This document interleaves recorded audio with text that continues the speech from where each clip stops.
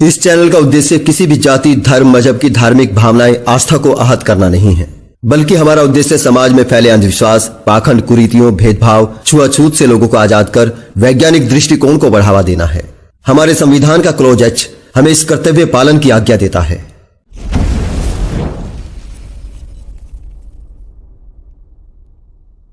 कि बुद्धिज्म में कोई कास्टिज्म नहीं था, कोई अंधविश्वास नहीं था। बुद्धिज्म का जो अभी हमारे बाबा साहब अम्बेडकर जी ने एक नया क्या नवयान, इसको अभी बोलते हैं न्यू बुद्धिस्ट या फिर नवबौद्ध, उन्होंने ये शुरू किया। उन्होंने इसलिए ये शुरू किया क्योंकि पहले जो देखे थे बुद्धिज्म में, उसमें अंधविश्वास था, पाखंड था, सब कुछ था उसमें, वो कुरीतियां थी। उनको सुधारने के लिए इन्होंने ये बनाया। मैं एक्सेप्ट करता हूं कि हाँ, सनातन धर्म को समझने वालों ने गलती की। इसमें भी कुछ कुछ जगह ऐसी हुई है जो वर्ण को गलत तरीके से लिया गया, उस पे व्यक्ति को थोप दिया गया कि तुम यहाँ पर जन्म ले रहे हो तो तुम यही इसी वर्ण के रहोगे, तुम वर्ण को चेंज नहीं कर सकते। बहुत सारे लोगों ने ये सब किया, बहुत सारे, मैं मानता हूं, लेकिन इसमें बहुत सारे ऐसे लोग थे जो जिन्होंने कहा, अपने शास्त्रों में इसकी व्याख्या की कि वर्ण चेंज हो सकता है, वो फिक्स्ड नहीं है एक जगह कि आप इसमें जन्म ले लिए हो तो आप इसी में रहोगे और मर जाओगे। वर्ण कर्म के अनुसार होता है, कर्म के अनुसार उसका वर्ण चेंज हो जाता है। यहाँ पर अगर अंधविश्वास, चलिए इस पे बात करते हैं। भगवत गीता के अंदर जातिवाद है। भगवत गीता के अंदर पुनर्जन्म जो कर्मों के अनुसार जन्म की बात है, ये आप मानते हैं या नहीं मानते हैं? है? मानते हैं ना? मैं कोट करके हाँ, उसमें जन्म, पुनर्जन्म, आत्मा, परमात्मा, भगवान, इन सब के बारे में बिल्कुल दिया हुआ है। हाँ, मतलब मैं कर्मों के अनुसार जो होता है कि जन्म मिलेगा इंसान को, ये बात गीता कहती है। ठीक है, ये बात इस्कॉन जो आपने जिसका हवाला दिया ना कि इस्कॉन की वजह से वहां पे बहुत बड़ा धर्म फैल रहा है, हमारा हिंदुइज्म फैल रहा है, तो आपने इस्कॉन को भी हिंदू धर्म का हिस्सा माना है। तो इस्कॉन के ही एक कथावाचक का अगर मैं बाइट सुनाऊं आपको, तो क्या आप उस पर यकीन करेंगे? जो कि श्लोक भी सुनाइए क्या बोला जी? ठीक है अर्पित जी, आप बात करें, मैं तब तक निकालता हूँ जी। नहीं, अपने मुंह से भी बोल सकते हैं, मैं बिल्कुल आप मानूंगा। नहीं, वो एक बार आप सुन लेंगे ना तो बात क्लियर हो जाएगी। जब बाकी दर्शक वगैरह भी जुड़े हुए हैं ना, दर्शकों को भी देखने को मिलेगा ना। हमारे मुंह से कहने पे लोगों को यकीन नहीं होगा कि वास्तव में सच भी कह रहे हैं कि नहीं कह रहे हैं। ठीक है, ठीक।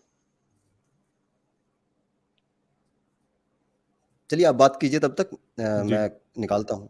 एक्चुअल में जो पुनर्जन्म का कॉन्सेप्ट है ना हिंदू धर्म के अंदर, और तो वो जातिवाद को पूरी तरह से उसके साथ ऐसे गुथा हुआ है, क्योंकि जो गीता है वो खुद कहती है कि कर्मों के अनुसार आपको शरीर प्राप्त होता है। तो कर्मों के अनुसार, और फिर एक श्लोक तो बिल्कुल क्लियर ये बताता है कि ये जो स्त्री और शूद्र हैं ये पाप योनि में उत्पन्न है, क्लियर तौर पर। तो इसका मतलब पूरा जन्म से ही सिस्टम चल रहा है, यानी यदि आपने कर्म अच्छे नहीं करे तो आप अगले जन्म में स्त्री हो सकते हैं, आप अगले जन्म में शूद्र हो सकते हैं। तो ये जब तक पुनर्जन्म का कॉन्सेप्ट रहेगा तो जातिवाद खत्म नहीं होने वाला है, क्योंकि जो शूद्र है, जो दलित है, उसको ये करके आप कन्वेंस कर सकते हो कि भाई तुम्हारा जो जन्म हुआ है वो दलित परिवार में इसलिए हुआ है क्योंकि पिछले जन्म में तुमने अच्छे कर्म नहीं किए थे, तो ये सजा के तौर पर तुम्हारा जो जन्म है वो इस बार दलित परिवार में तुम पैदा हो गए हो। और वो उस बात को आसानी से मानता रहेगा, और लोग मानते रहे हैं सदियों से, और आज भी बहुत से लोग हैं जो कि इस धर्म में फंसे हुए हैं, वो मानते हैं कि ठीक है भाई, पिछले जन्म में हमने कुछ अच्छा कर्म नहीं किया होगा। आप सोचो कितनी चालबाजी है, कितनी चालाक टेक्निक अपनाई है कि किसी को कन्वेंस करने के लिए कि वो मान ही ले कि भाई ठीक है, ये जो मेरा जो जन्म है ये सजा ही है मेरी, कि मैंने पिछले जन्म में अच्छे कर्म नहीं करूंगा इसलिए मेरा ऐसा जन्म हुआ है। तो ये जो फिलॉसफी है, और फिर जो आत्मा परमात्मा है, इनका कोई भी आज तक कोई सबूत, ना तो आत्मा का कोई सबूत, ना परमात्मा का कोई सबूत, ना पुनर्जन्म के कोई सबूत, ये लॉजिकली और एविडेंस के तौर पर किसी भी तरह से साबित ही नहीं है। तो फिर क्यों इन चीजों में पढ़ना, क्यों इन चक्करों में पढ़ना? क्यों नहीं हम हिंदुइज्म को एज अ कहना चाहिए कल्चर के तौर पर कैरी कर लें, बजाय उसको एज अ रिलीजन कैरी करने के। हम वैसे भी तो उसको कैरी कर सकते हैं, और हम अपने समाज को यदि रैशनल बनाएंगे, उनको इन सब चक्करों से बाहर निकालेंगे, तो क्या बेहतर नहीं होगा? ज्यादा बेहतर नहीं होगा? जी जी, आपने एक वीर जी? श्लोक बोला था, हाँ, ये क्या नाम है इनका, आस्था, हाँ, आपने एक आस्था पॉइंट बोला था। हेलो जी जी। हेलो, हाँ, आपने एक पॉइंट बोला था कि यहाँ पर स्त्रियों और शूद्रों को निम्न योनि कहा गया है, ऐसा आपने कहा था। वो कंप्लीट श्लोक आपने पढ़ा नहीं है, उसमें क्या लिखा गया था कि कोई भी शूद्र हो चाहे स्त्री हो, ठीक है, उसमें भगवान बोलते हैं चाहे शूद्र हो चाहे एक काम स्त्री हो। कीजिए वीर जी, आपको थोड़ा बीच में रोक रहा हूँ। उसका जो अध्याय है और कौन से अध्याय का कौन सा श्लोक है वो मुझे एक बार बता दीजिए।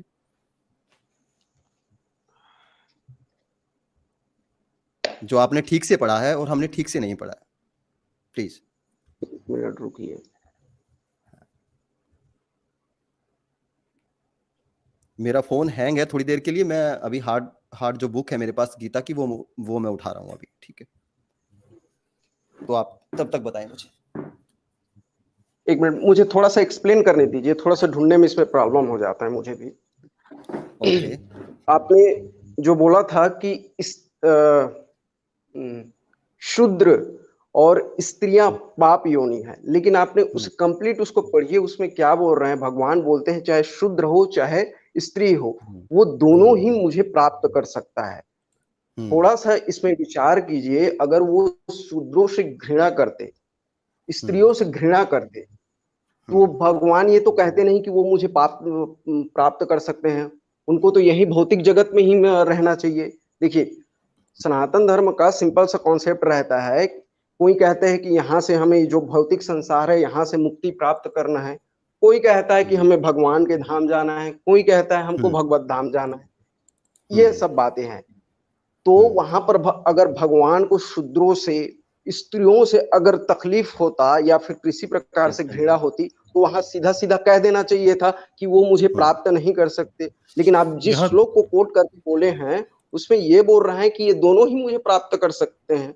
तो कहाँ इसमें भेदभाव हुआ, किस तरह का डिस्क्रिमिनेशन हुआ? देखिए, थोड़ा सा समझने की कोशिश कीजिए कि वहां पर स्त्री और शूद्रों को पाप योनि बोला गया है। मतलब उन्हें बताया गया है कि आप जो है ये वो पा सकते हैं, वो बात अलग है, लेकिन ये बात क्लियरली इस चीज को साबित कर रही है कि जन्म से कोई व्यक्ति पाप योनि में पैदा हो सकता है। वो शूद्र बन सकता है, वो स्त्री बन सकता है, जो कि पाप योनि है।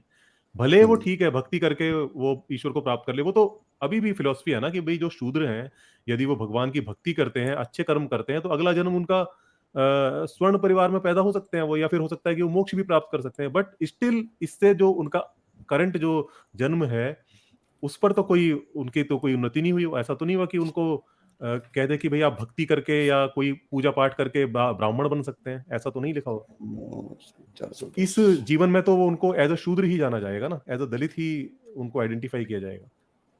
ओके ओके, मैं ये शूद्र वाला, इसको थोड़ा सा मेरे श्लोक भी याद रहता है। ये शूद्र शूद्र जो बोल रहे थे, ये वाला थोड़ा श्लोक मैं कोट करता हूँ।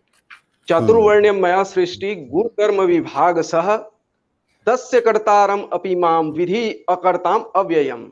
यही वाला श्लोक है जिसपे ये क्वेश्चन पूछा जाता है कि देखो, मतलब अपना इंटरप्रिटेशन दिया जाता है कि यहाँ पर भगवान ने जन्म से 4 वर्ण बना दिए, लेकिन आप स्पष्ट देखिए इसमें क्या बोल रहे हैं। चतुर्वर्ण मया सृष्टि गुण कर्म विभाग से, उसके कर्म के अकॉर्डिंग, उसकी जो क्वालिटी है, उसकी मानसिकता के अकॉर्डिंग ये वर्ण बना है। उसके कर्म और उसकी क्वालिटी के अकॉर्डिंग, ना कि जन्म के अकॉर्डिंग। जन्म से ओके तो ओके सभी ओके, रुक जाइए, बस यहीं पे रुक जाइए। अब यहीं पे रुक जाइए। आपने बोला कि ना कि जन्म के कारण, उसकी क्वालिटी के ऊपर बना है, ठीक है? अब जरा इसको उनकी ये बाइट सुनिएगा, ठीक है? ठीक है दोस्त। तो भगवान गीता में ये कहते हैं, अगर आप भक्ति पूरी भी नहीं कर पाते, थोड़ा सा भी कर लेते हैं भक्ति, तो क्या होगा? आपको ब्राह्मण परिवार में जन्म मिल जाएगा, धनी परिवार में जन्म मिल जाएगा, अच्छे घराने में जन्म मिलेगा और दोबारा भक्ति करने का अवसर प्राप्त होगा। मनुष्य। हाँ जी, अभी आवाज आई थी सर? हाँ, आई थी। हाँ, तो आपने नोट कर लिया? अगर आप थोड़ी सी भी भक्ति कर लेते हैं तो आपको ब्राह्मण परिवार में जन्म मिल जाएगा, धनी परिवार में जन्म मिल जाएगा। ठीक है, ये भगवान कह रहे हैं भगवत गीता में, ये आचार्य जी बोल रहे हैं। ठीक है, आगे सुनिए। भक्ति ना करूं तो, हाँ जी, अगर मैं भक्ति ना करूं तो मुझे भक्ति ना करो तो फिर कर्म के अनुसार चलना पड़ेगा। फिर हाँ, भक्ति ना करूं तो फिर कर्म के अनुसार ही जन्म लेना पड़ेगा, फिर कर्म के अनुसार चलना पड़ेगा। फिर समझ रहे हैं आप?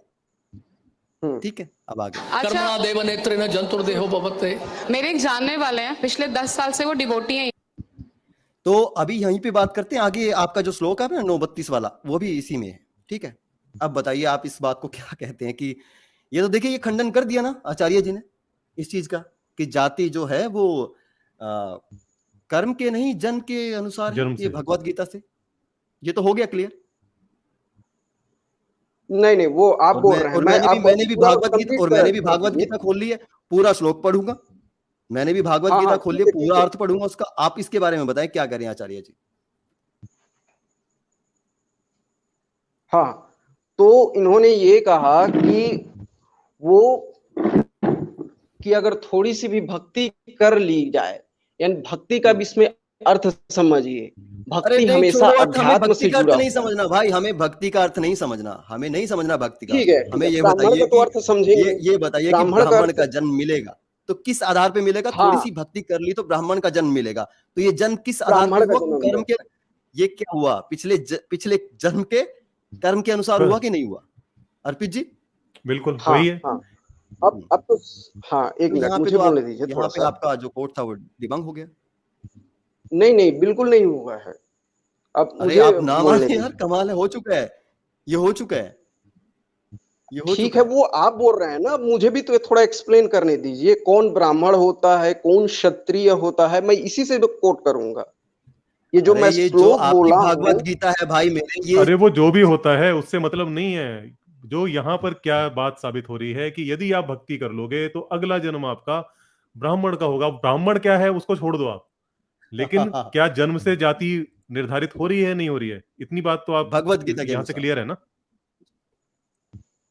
एक मिनट, जन्म से कहाँ हो रही है? जो मैं अभी क्लियर है कि नहीं, ये क्लियर है कि नहीं? ब्राह्मण कौन होता है, क्षत्रिय कौन होता है, वैश्य कौन होता है, शूद्र कौन होता है, उस पर आगे चलेंगे। ठीक है, और जाति क्यों चाहिए आप लोगों को, इस पे भी चलेंगे।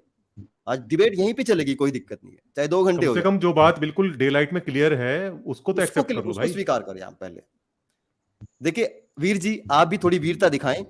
जब आप आए थे, आपने बुद्धिज्म पे जो प्रहार किया, हमने उसे स्वीकार किया। जो आपने कहा कि बिल्कुल ठीक है बात, वो पाखंड है तो पाखंड है, स्पष्ट बात है, हमने स्वीकार किया ना। तो स्वीकार, आपने कहा कि रैशनल माइंड, आपने कहा था आपका रैशनल माइंड है, तो प्लीज आप भी उसी रैशनल माइंड का थोड़ा सा सम्मान करें, उसे स्वीकार करें, जो सच है उसे कबूल करें, और फिर हम आगे बढ़ते हैं आराम से। यहाँ पे हार जीत नहीं है, यहाँ पे कोई हार जीत नहीं है, यहाँ पे कोई धुलाई बुलाई का सिस्टम नहीं है हमारे यहाँ पे। सही बता रहा हूँ, हमारे यहाँ पे कोई धुलाई बुलाई का सिस्टम नहीं है। हमारे यहाँ पे तो ये होता है कि बात सही क्या है, गलत क्या है। जी, आपका प्लेटफॉर्म सही है यहाँ पर डिस्कस करने के लिए। बिल्कुल अभी जिस तरीके से आप लोगों का बिहेवियर है, मैं बिल्कुल एग्री करता हूँ। या ये प्लेटफॉर्म सही है ना, तो यहाँ पर किसी तरह का म्यूट किया जा रहा है, अच्छी बात है। आपने ना, तो ये मैं बोल रहा हूँ कि ब्राह्मण, क्षत्रिय, वैश्य, इन सब का एक बार डेफिनेशन तो सुनिए। किस संदर्भ में इसको ब्राह्मण कहा गया है, किस संदर्भ में उसको क्षत्रिय बोला गया है, किस संदर्भ में उसको वैश्य बोला गया है? जन्म के आधार पर साबित हुआ या नहीं सर? जन्म के आधार पर साबित हुआ या नहीं, वो पहले आप एक बार स्वीकार कर लें, फिर हम आगे बढ़ें। नहीं हुआ, नहीं हुआ, कैसे नहीं हुआ ये बताएं। कैसे हुआ, कैसे नहीं हुआ ये बताएं। वो ब्राह्मण, क्षत्रिय, शूद्र की परिभाषा आप मेरे को बाद में बताइएगा। ये कैसे नहीं हुआ पहले वो बताएं भाई। सिंपल सी, अगर उसकी भक्ति करेगा तो वो एक ऐसे इन्वायरमेंट में जन्म लेगा जिसकी पूरी मानसिकता एक ब्राह्मण की जैसी होगी। ब्राह्मण का मतलब ये है कि वो विद्वान व्यक्ति रहेगा। तो ये जन्म से हुआ नहीं हुआ? जन्म से नहीं, उसके पिछले कर्मों से, कर्मों की बात कर रहे हैं वो। जो कर्म के बाद ही तो जन्म हुआ ना भाई। अरे पूरी फिलॉसफी भगवत कर्म किए उसने। अरे ठीक है, मान लिया कर्म किया उसने, अच्छे कर्म किए, कर्म के अकॉर्डिंग, अच्छे कर्म किए, उसके अकॉर्डिंग उसका जन्म हुआ। उसके फल के, उसका जो फल था उसकी वजह से उसका जन्म हुआ ना अच्छी जगह पर उसका। ये बात सही बोली कि कर्म के अकॉर्डिंग उसका फल मिला। जैसे साइंस ये बोलता है कि जैसा आप एक्शन करोगे उसका रिएक्शन मिलेगा। नहीं, सेम वो है साइंस ना, को यहाँ सेम मतलब तो यही हो रहा है, ना साइंस वो अंडरस्टैंडिंग की अलग, बात है ये। साइंस जो कहता है वो अलग चीज है, उसको यहाँ मत फिट कीजिए। यहाँ पर आप सिर्फ इतना अरे समझिए भैया, कि अच्छे कर्म करने के बाद उसको एक अच्छा जन्म प्राप्त हुआ, इतनी बात स्वीकार कर लीजिए। तो इसी को तो मैं आज की ये जो आधुनिक विज्ञान है उसी से रिलेट करके आपको समझा रहा हूं कि भाई आज का आधुनिक विज्ञान भी तो यही बोलता है ना, जो एक्शन करते हैं उसी के वो रिएक्शन हमको मिलता है, जैसा एक्शन वो करते हैं। आधुनिक तो विज्ञान यहाँ भी पुनर्जन्म की सेम बात चीज नहीं है। करता है। आधुनिक विज्ञान पुनर्जन्म की बात नहीं करता। वो ये नहीं कहता कि आप आज अच्छा कर्म करोगे तो आपको अच्छा जन्म प्राप्त होगा, ऐसा विज्ञान नहीं कहता है। तो प्लीज उसको वहां पे मत जोड़ें उसे। देखिए ये सोचने की अच्छा, मानसिकता है। आप इसको आप कर्म फल के रूप में नहीं ले रहे हैं, आप इसको कर्म और जन्म के रूप में ले रहे हैं। कर्म कर तो रहा है जन्म तो है ये ना, जन्म, अरे अरे जन्म है ना भाई वहां पर। वो वो कह रहे हैं जन्म, ना कि हाँ भाई वही अच्छा तो मैं, अच्छी जगह जन्म मिलेगा। तो वही तो, हाँ ठीक है ठीक है, ये जो आप बोले कि कर्म के अकॉर्डिंग उसका जन्म हो रहा है, यानी जो वो एक्शन जो कर रहा है कि उसी के अनुसार उसको फल मिल रहा जन्म है, हो रहा जो है, जन्म है जन्म हो रहा है, फल छोड़ उसको। दीजिए, जन्म हो रहा है। जैसा वो कर्म कर रहा है वैसी जगह उसका जन्म हो रहा है। हाँ, ये जो जन्म बोल रहे हैं यही उसका उसका फल है, ये यही उसका जो फल है एक्शन ना, किया है ये जो उसका जन्म उसको वो है। रिएक्शन मिला हाँ, वो। उसका उसका रिवार्ड या समझ उसकी रहे हैं सजा मेरी जो बात? भी है, या तो उसका रिवार्ड है, अच्छे कर्म का रिवार्ड है, या फिर जो बुरे कर्म है उसका पनिशमेंट है। एक सही। मिनट, थोड़ा सा क्लियर एक लाइन बोलिए, उसके बाद मैं बोलूंगा, क्यों बार बार फिर ओवरलैप हो जाता है ना, आप कुछ बोलते हैं मैं कुछ बोल रहा हूँ। ओवरलैप नहीं, आप ओवरलैप ये, जैसी इसमें कुछ देखिए, इसमें बिल्कुल क्लियर है, बिल्कुल स्पष्ट है, उसमें कहीं भी कोई संशय बचा हुआ नहीं है कि जैसा आप कर्म कर रहे हैं उसके अनुसार आपको जन्म मिल रहा है। इस बात, इसको एक्सेप्ट करने में क्या समस्या है? ये तो बिल्कुल क्लियर बात है, ठीक मेरे ठीक, ख्याल से कोई आप समस्या होनी नहीं चाहिए ये आपको। आपने, हाँ हाँ, ओके ओके, अब रुकिए थोड़ा सा। ठीक है।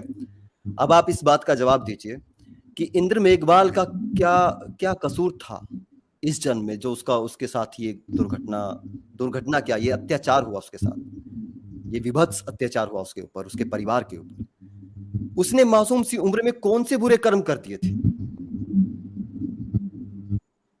कौन से बुरे कर्म कर दिए थे? इसका जवाब है आपके पास सर? ये किनकी बात कर रहे हैं आप?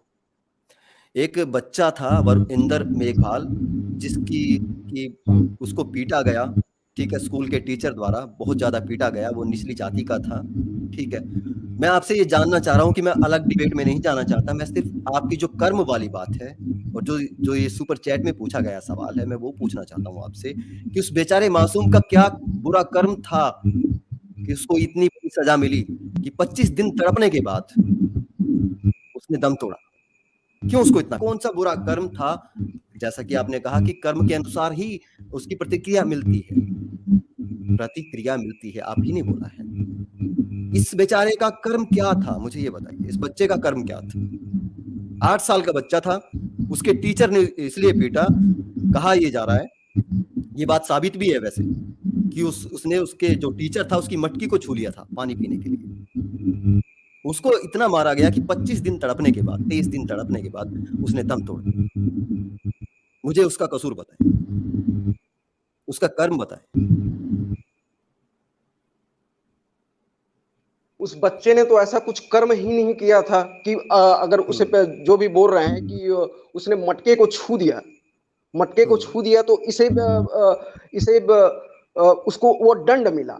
अब ये जो व्यक्ति उसने जो बिना वजह से उसको दंडित किया है, ये समझिए इस बात को, जो व्यक्ति उसको दंडित किया गया, क्योंकि यहाँ पर जो भी जीव रहता है उसको फ्री विल मिला रहता है। अगर भगवत गीता पढ़े होंगे कि यहाँ पर फ्री विल मिला रहता है कि किसी के जीव के कर्मों में भगवान इंटरफेयर नहीं करते। प्रकृति के अनुसार, इस प्रकृति के 3 गुणों के अनुसार वो कर्म करता है। अब जो इंसान उसको वो पीटा है, आप अभी जो भी उस आप अभी सुनिए अपने आर्गुमेंट से भगवत गीता को झूठा कह रहे हैं। ठीक है, आगे बढ़े। नहीं, सुनिए ना, आप परेशानी क्या होती है कि आप लोग अपने हिसाब से आंसर चाहते हैं, सामने वाला नहीं ठीक है, आप अपने हिसाब से दीजिए। हमने आपको खुली छूट दे दी, जैसे परमात्मा ने आपको हम सबको फ्री विल दिया है ना, आपके कहने अनुसार हमने आपको फ्री विल दे दिया। आप बोले ठीक है, इसी टॉपिक पे रहिए। जो बच्चे वाली बात कर रहे हैं उसको तो और डिटेल में मैं देख लूंगा। मैं प्रकृति के 3 गुण अध्याय, इसका अध्याय हो सकता है 13 अध्याय। इसमें देखिए, भगवान कभी भी इसमें उसमें भगवत गीता के अकॉर्डिंग कभी भी इंटरफेयर नहीं करते। प्रकृति के 3 गुणों के अकॉर्डिंग, क्योंकि ये 3 गुण होता है, उसके अकॉर्डिंग हम अपने कर्म करते हैं। ओके रुक जाइए, यहीं पे रुक जाइए, मैं इसको जवाब। तो देखिए मैं आपकी बात समझ गया, आप क्या कहाँ ले जाना चाह रहे हैं। देखिए ठीक है, उसने जो टीचर था उसको फ्री विल मिली थी, उसने उसको पीट दिया, उसने गलत कर्म कर दिया, ठीक है, गलत कर्म किया, अब सुनिए, ठीक है ना। सुनिए अब यहाँ पर जो बच्चे के साथ जो हुआ, उस टीचर का हुआ क्या बताइए, वो कर्म किया, उसका एक्शन मैं न्यूज नहीं पढ़ा। ठीक है हो गया, लेकिन अब ये बताएं कि जो बच्चा है उसको किस बात की सजा मिली, उसने ऐसा क्या किया था कि उसको ऐसी सजा मिली। हाँ, यही जस्ट मैं समझा रहा हूँ कि ये प्रकृति 3 गुणों से बना हुआ है। इस 3 गुणों के प्रभाव में जो भी आता है उसी के इन्फ्लुएंस में वो कर्म करता है, और इसी बात को भगवान बताने की कोशिश कर रहे हैं कि इन्हीं 3 गुणों से निकलना है, कि जो कोई भी इस 3 गुण में रहेगा उसके अकॉर्डिंग वो कर्म करेगा। अज्ञानता में वो कर्म करेगा, या तो वो किसी का कत्ल कर देगा, या तो सतोगुण में रहेगा तो वो अच्छा। बार गलत डायरेक्शन में मत जाइए, मेरे को सिर्फ इतना बता दीजिए कि उस बच्चे को किस चीज की सजा मिली।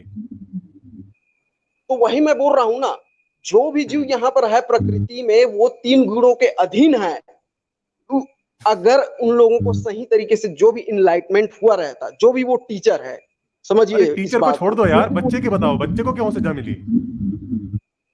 आप समझने की कोशिश नहीं कर रहे हैं। 3 गुणों के प्रभाव में हर व्यक्ति, अगर वो सतोगुण की अवस्था में रहेगा तो उसका कर्म सात्विक रहेगा, तमोगुण में रहेगा तो वो पैशनेट रहेगा, रजोगुण में यानी अंधकार में वो जिस मानसिकता का वो व्यक्ति था उस मानसिकता। अरे मैं समझ गया, वो बहुत गंदी मानसिकता का व्यक्ति था जो टीचर था जिसने मारा, और वो फ्री विल में उसको मिली हुई थी, उसने कर दिया गलत काम। मैं समझ गया, वो बात क्लियर हो गई। उस बात को बार बार आप रिपीट मत करो, वो बात क्लियर हो गई। आप मेरे को बच्चे का बताओ, बच्चे को किस बात की सजा मिली। मैं इस चीज को फिर से रिपीट नहीं करूंगा। यहाँ पर समझिए, जो कोई भी व्यक्ति इस 3 गुणों के अकॉर्डिंग रहेगा उसके अकॉर्डिंग उसको कर्म करना पड़ेगा। समझिए इस बात को। अच्छा, अब मुझे समझ रहे हैं? अब मुझे एक बताइए मेरे दोस्त, अब मुझे एक चीज बताइए, फिर से आपके वही श्लोक की बात आ जाती है। आप कहेंगे कि यार ये तो घूम देखिए सुनिए, आपने कहा कि फ्री विल है, ठीक है, इंसान को उसके जो कर्म है उसके अनुसार यहाँ पे वो मिलती है। अब गीता का जो अध्याय 9 का 32वां श्लोक कहता है कि हे अर्जुन, मेरे आश्रय लेने पर यानी मेरी शरण में आने पर वैश्य तथा शूद्र, ये जो सब पाप योनि है, अरे सुन तो लीजिए मेरे भाई, वैश्य तथा शूद्र, ये जो सब पाप योनि है, मतलब क्षत्रिय वैश्य शूद्र जो भी ये सब पाप योनि है, परम गति को प्राप्त होते हैं। अब यहाँ पे क्या रह गया नेचर का सिस्टम, यहाँ पे तो पाप धुल गए ना सारे के सारे कृष्ण जी की शरण में जाते। अब आप नेचर की बात कर रहे थे कि नेचर उनको सजा देती है, यहाँ पे तो सारे पाप धुल गए। कृष्ण जी बोल रहे हैं ऐसा भगवत गीता में, उसी अध्याय 9 के 32वें श्लोक में, जिससे डिबेट हमारी स्टार्ट हुई थी, डिस्कशन हमारा स्टार्ट हुआ था। नहीं, जो मैंने श्लोक कोट किया था वो चौथा अध्याय का था, जो मैं चतुर्वर्ण्य में चलिए कोई बात नहीं, मैंने श्लोक 9:32 से स्टार्ट कर दिया मैंने। आप बताइए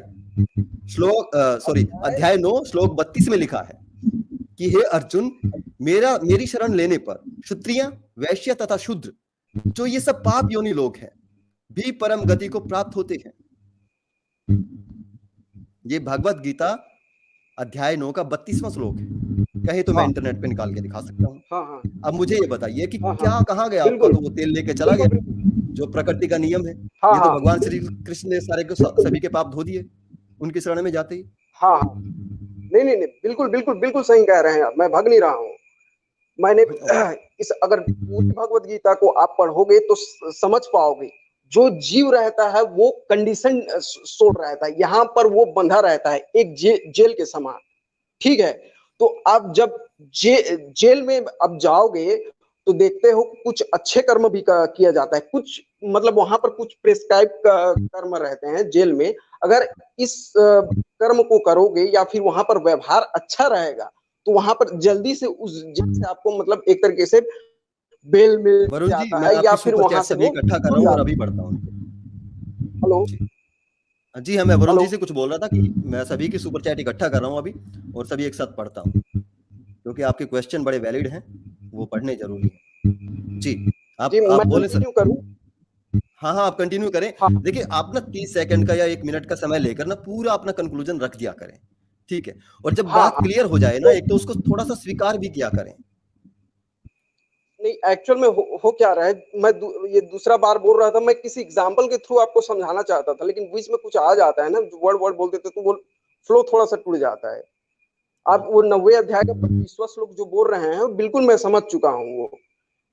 ये अगर पूरी भगवत गीता को आप पढ़ोगे एक के बाद एक चैप्टर, तो आपको समझ में आएगा कि यहाँ जो भाई भी बहुत कॉन्ट्रडिक्शन है दोस्त मेरे, बहुत कॉन्ट्रडिक्शन है भगवत गीता के अंदर। कॉन्ट्रडिक्शन उसके लिए है जो मैं समझा आपको नहीं है। साबित करूंगा, मैं पूरी की पूरी एक डिबेट पूरा का पूरा एक स्ट्रीम रखूंगा ओनली भगवत गीता पे। मैं किसी भी डिबेट से मैं पीछे नहीं हटूंगा। मैं 9वां और 90वें अध्याय का 32वां श्लोक है, उसी के ऊपर मैं डिस्कस कर रहा हूँ। अच्छा चले, आपने ये आप बोला अच्छा चले छोड़े, मैं थोड़ा सा ना इधर चैट में उलझ गया था, तो मुझे उस उस बात का जवाब दे दे दोस्त। देखिए वीर जी उस बात का जवाब देते हैं, अभी तक नहीं मिला जो ये हमने इंद्र मेघवाल के बारे में पूछा था, अभी भी वो स्क्रीन पे है वो सवाल, तो इसका जवाब अभी तक नहीं मिला है। प्लीज उसका जवाब अर्पित जी, वो जवाब ले आप इनसे। हाँ, अर्पित जी मैं उसका जवाब दे चुका हूँ, फिर से रिपीट करता हूँ। समझिए, अब ये जो 90वें अध्याय का 32वां श्लोक भी बोल रहे हैं ना, वो भी पूरे तरीके से कंप्लीट हो जाएगा। आप जो पूछ रहे हैं दोनों हो जाएगा। आपने जो भी जवाब दिया ना अभी तक, उसमें एक बार भी बच्चे का जिक्र नहीं आया। मेरे को इस बार जवाब में बच्चे का जिक्र चाहिए। नहीं, मैंने सबका जो भी वो बच्चे वाला अब आपने जो बताया था, जो भी अभी स्टोरी है, उसको मैं थोड़ा और डिटेल में देख लूंगा। आप जो भी बोल रहे हैं सही भी बोल रहे हैं, मैंने नहीं, वो डिटेल समझाया को था। उसको छोड़ दो। मैं चलो आप मान लो कोई बच्चा है, उसके साथ ऐसा बुरा व्यवहार होता है कि वो मर जाता है। बहुत से बच्चे ऐसे होते हैं जिनके साथ, बच्चियां ऐसी होती हैं जिनके साथ रेप हो जाता है। बहुत से बच्चे बच्ची बहुत कोई जेनेटिक डिजीज लेकर पैदा होते हैं। आप मुझे सिर्फ इतना बताएं कि उन्हें किस चीज की सजा मिलती है। बिल्कुल। अब देखिए, आपको अगर जब ये सवाल पूछ रहे हैं, तो आपको सारे एस्पेक्ट देखने पड़ेंगे।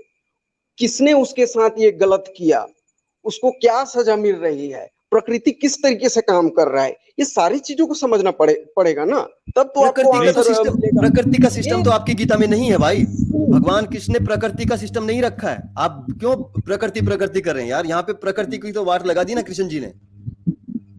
प्रकृति का तो खंडन कर दिया ना कि प्रकृति कोई सजा वजा नहीं देती, कोई मेंटेन नहीं करती है। मैं करता हूँ, सब कुछ करने वाला मैं हूँ, ठीक है। लास्ट में वो रौद्र रूप दिखाते हैं ना अपना, कि सब कुछ मैं करता हूँ, मैं ही मैं। भगवत गीता आप हमें पढ़ने के लिए बोल रहे हैं, आपने खुद नहीं पढ़ी है भाई साहब। देखिए, नहीं, अब भागवत गीता के अध्याय 9 के 32वें श्लोक में साफ कहा है कि सारे पापों से मुक्ति हो जाती है जो व्यक्ति मेरी शरण में आता है। पे तो आ रहा हूँ 90वें अध्याय का 32वां श्लोक, जिसमें बोला गया है, माम ही पार्थः व्यपाश्रित्य ये अपि शिव पाप योनि स्त्रियः वैश्या तथा शूद्रा ते अपि यान्ति पराम गतिम। यही वाला श्लोक बोल रहे हैं ना, 90वें अध्याय का 32वां श्लोक। ठीक, तो इसी के ऊपर ही तो मैं डिस्कस कर रहा हूँ कि देखिए, जो यहाँ पर कर्म होता है, ये तीनों गुणों के प्रभाव में आकर हम ये सब कर्म करते हैं, तो इस कर्म से, तीनों गुणों से निकलने का तरीका भगवान ही बता रहे हैं कि अगर इन तीनों गुणों से आप निकलना चाहते हैं तो मेरी शरण में आओ, जो मैं नियम बताया हूं उसको फॉलो करो, तुम इन तीनों गुणों से ऊपर उठो। जब कोई भी व्यक्ति इन तीनों गुण में रहेगा, तब तक ये सब अच्छे बुरे कर्म वो करता ही रहेगा। भगवान तो यही बोल रहे हैं कि इन तीनों गुणों से ऊपर उठो। कौन से गुणों से? कौन से गुणों? तीनों गुणों से, सतोगुण, रजोगुण, तमोगुण। रजोगुण तमोगुण की तो यहाँ पे बात ही नहीं हो रही भाई। यहाँ पे रजोगुण तमोगुण का तो नाम ही नहीं है। यहाँ पे बात हो रही है क्षत्रिय, वैश्य तथा शूद्र, जो कि पाप योनि है, ठीक है। इस श्लोक पे मैं अलग से जाऊंगा। मैं सिर्फ यहाँ पे बात कर रहा हूँ कि शरण में आकर पाप धुल जाते हैं। इसके अंदर जो जातिवाद है उस पे मैं अलग से बात करूंगा, वो अगली स्ट्रीम में करूंगा, आज नहीं करता। अभी मुझे ये बताए कि ये जो कुछ पाप धुलने की, अरे सुनते रहिए, श्लोक पढ़िए क्या लिखा है? परम गति क्या होती है? परम गति क्या होती है?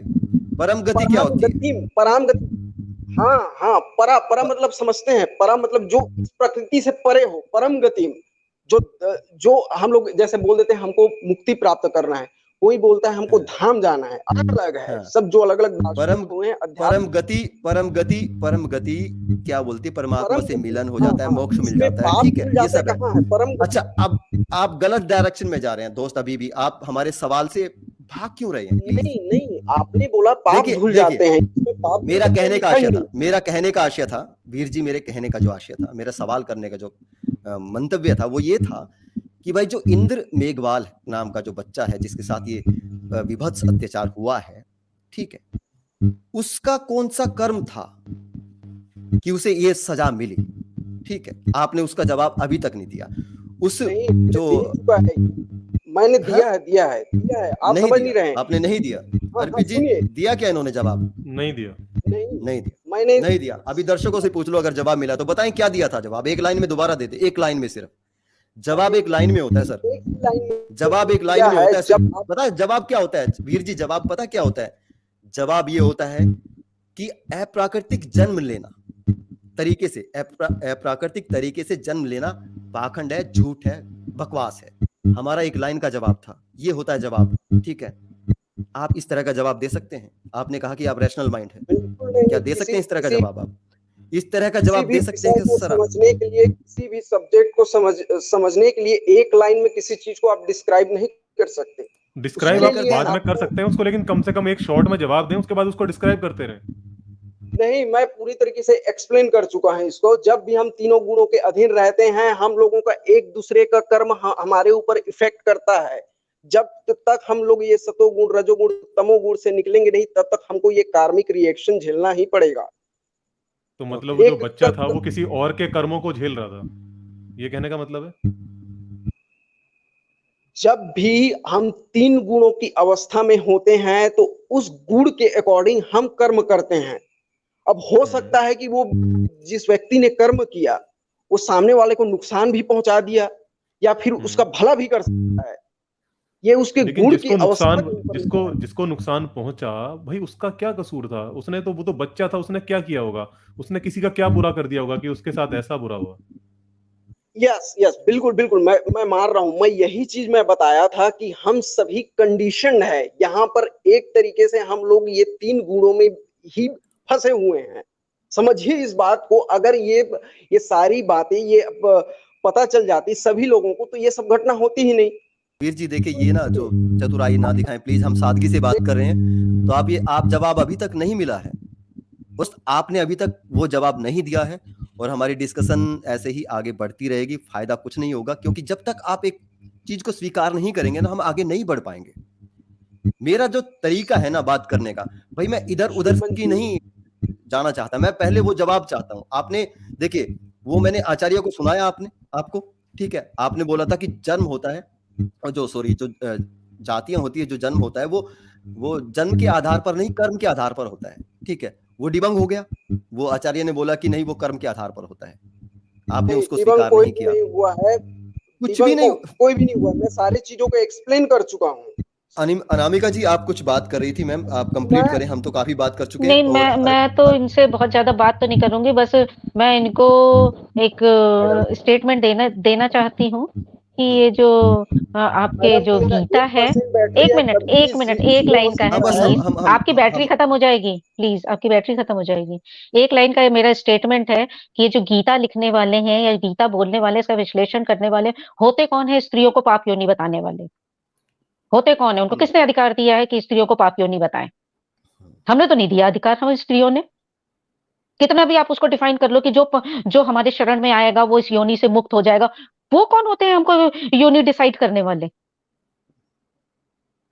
सही बात है। आप बोलिए, आप अपनी बोलिए, 2% बैटरी का बोलिए आप अपना।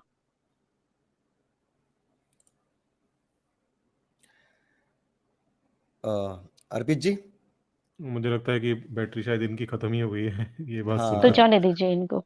चले, ठीक है। वीर जी ने खैर वीरता नहीं दिखाई, लेकिन फिर भी आपने संयम से और हाँ इतना बातों को इधर उधर घुमाने की कोशिश की, और तो वो थोड़ा सा वही बात है कि आप लोग नहीं स्वीकार करते। यही फर्क है आप लोगों में और हम में।